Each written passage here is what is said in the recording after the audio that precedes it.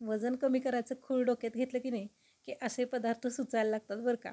वजन तर कमी करायचं आहे, पौष्टिक पण खायचं आहे आणि चमचमीत पण पाहिजे. तर हा पदार्थ फक्त तुमच्यासाठी. तवा मूगवडी अगदी भारी होते.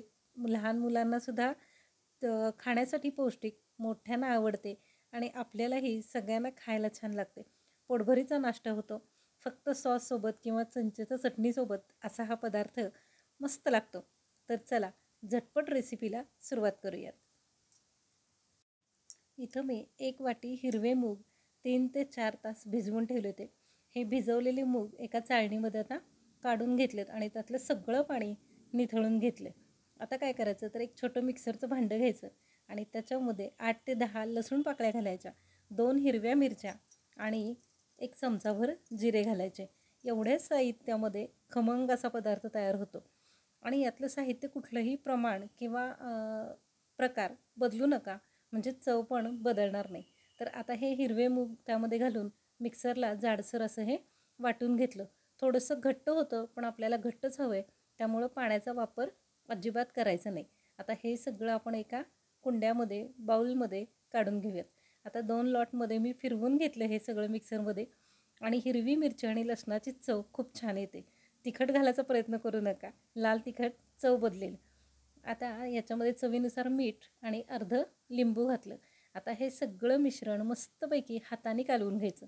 हो, हातानेच कालवायचं म्हणजे हाताची चव उतरते. यातले पदार्थ जे आहेत ना ते सगळे खमंग चव आणणारे आहेत.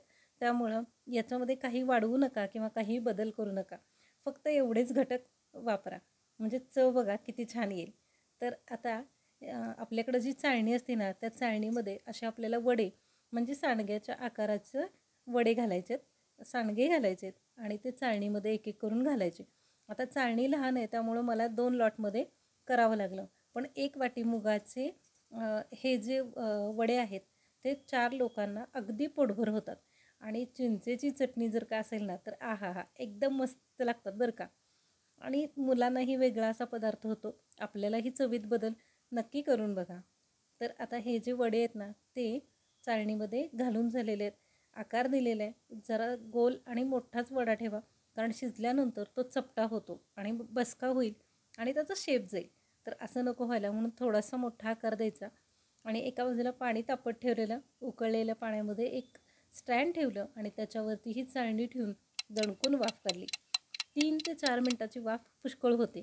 3 मिनटानंतर बघा ही वडी आपली कशी मस्त अशी शिजलेली. आता ही काढून घ्यायची आणि गार करत ठेवायची. आता मला हे 2 लॉटमध्ये करावं लागलं. मग मी काय केलं तर मधल्या वेळेत एक छोटा कांदा चिरून ठेवला, एक लिंबू चिरलं आणि थोडंसं ओलं खोबरं खिसून ठेवलं. याची चव एकदम मस्त होते बरं का. आता ह्या दुसऱ्या लॉटमध्ये मी पुन्हा एकदा हे सगळं मिश्रण जे आहे ते उकडून घेते आणि नंतर आपण सर्विंगची तयारी करूयात. सॉस मुलांना आवडतंच, पण सॉसपेक्षा जर हेल्दी म्हणाल ना तर आपली चिंचेची चटणी.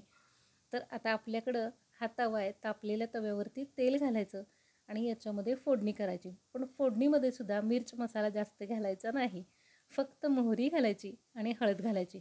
हळदीचा रंग छान येतो आणि मोहरीचा खमंगपणा येतो. अगदी कमीत कमी जेवढे मसाले वापराल ना तेवढीच चव छान येते.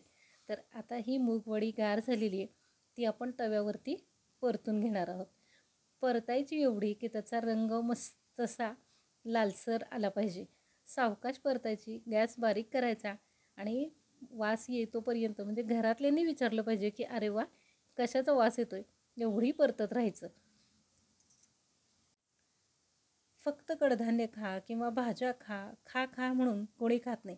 खूप मागं लागावं लागतं किंवा मग असे वेगवेगळे प्रयोग स्वयंपाकघरात करावे लागतात, जेणेकरून कडधान्य घरातल्यांच्या पोटात जातील. मुलांसाठी पण पौष्टिक असतात आणि वजन कमी करणाऱ्यांसाठी तर अगदी हा हेल्दी आणि मस्त झटपट होणारा पदार्थ आहे.